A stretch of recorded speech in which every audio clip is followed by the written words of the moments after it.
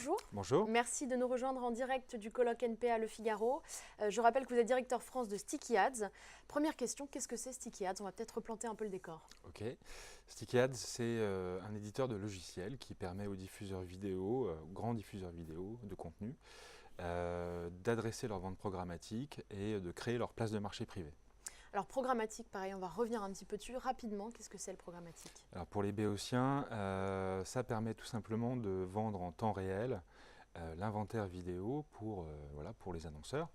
Et c'est un marché qui correspond un peu à la bourse finalement, où en temps réel, acheteurs et vendeurs se connectent sur des plateformes pour procéder à la vente et à l'achat d'espace. C'est la place de marché d'espace.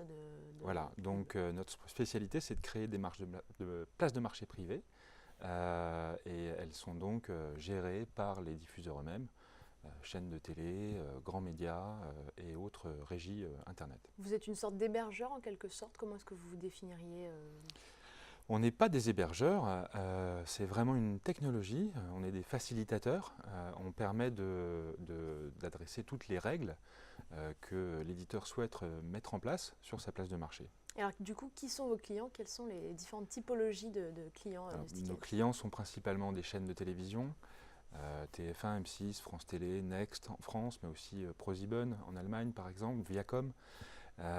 C'est aussi des grands médias qu'ils soient indépendants ou regroupés à travers un opérateur comme La Place Média par exemple, et puis des régies externes de toutes sortes qui ont du contenu vidéo à monétiser. Et vous faites le lien finalement quelque part. On fait le lien, oui, avec d'autres logiciels qui sont côté acheteurs, côté agence média, et qui permettent à ces agences d'opérer l'achat. Nous, on est le logiciel qui permet d'opérer la vente. Alors comment est-ce que vous aidez concrètement vos clients à préserver un contenu premium et à le monétiser surtout? Alors le contenu premium, c'est le leur. En général, c'est pour ça qu'on travaille beaucoup avec les chaînes de télé. C'est des gens qui mettent des gros moyens pour produire du contenu. Ils ont besoin de le monétiser, ils ont besoin de le rentabiliser.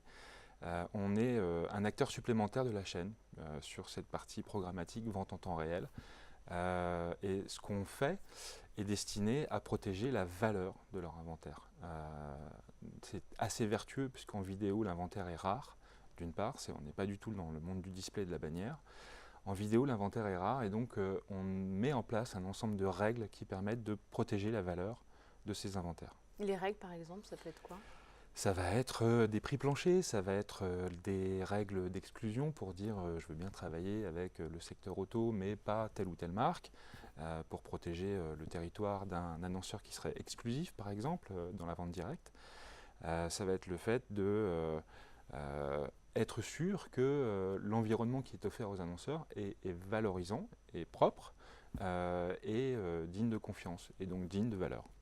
Alors quelles sont les grandes tendances que vous observez en tant qu'acteur du marché, sur le marché du programmatique? On parle beaucoup, je crois, en ce moment du programmatique direct. Est-ce que c'est une des tendances qui se dessine? C'est une tendance qui est largement dessinée. Elle a démarré aux États-Unis. C'est là-bas une grosse part du marché déjà. En Europe et en France en particulier, ça l'est moins. Alors c'est quoi? C'est tout simplement la capacité à acheter en avance des inventaires vidéo, des espaces sur les contenus vidéo. Et ça, c'est quelque chose qui arrive, qui démarre à peine. On a créé un outil qui s'appelle Sticky Direct et qui permet d'adresser ce nouveau mode de vente au sein du programmatique. C'est sans doute ce qui fera la croissance du marché dans les années à venir. Alors on va peut-être parler un petit peu maintenant d'IPTV. Je crois que vous travaillez, donc vous l'avez dit hein, évidemment avec les chaînes de télé. Et vous avez travaillé, je crois, avec TF1 sur un projet en particulier. Est-ce que vous pouvez nous en parler? Effectivement, on a été les premiers à lancer le programmatique sur IPTV. Autrement dit, c'est une exception française. Aujourd'hui, vous pouvez recevoir les chaînes de télé sur votre télé via Internet. Donc ça passe par les box, les grands fournisseurs d'accès à Internet. Et on a été les premiers avec TF1 à autoriser l'achat programmatique sur la télé. Aujourd'hui, on l'a étendu à d'autres chaînes, M6, France Télévisions. Et c'est tout simplement... ça correspond à une tendance qui est très lourde sur le marché, qui est le fait que l'audience ne se contente pas d'un seul écran, mais cherche aujourd'hui à utiliser tous les écrans qui sont à sa disposition. Ça va du mobile en passant par les tablettes, le desktop, c'est-à-dire les écrans d'ordinateur classiques, et également la télé. Tout ça Le consommateur s'en sert pour consommer du contenu vidéo à la demande ou pour de la télévision de rattrapage.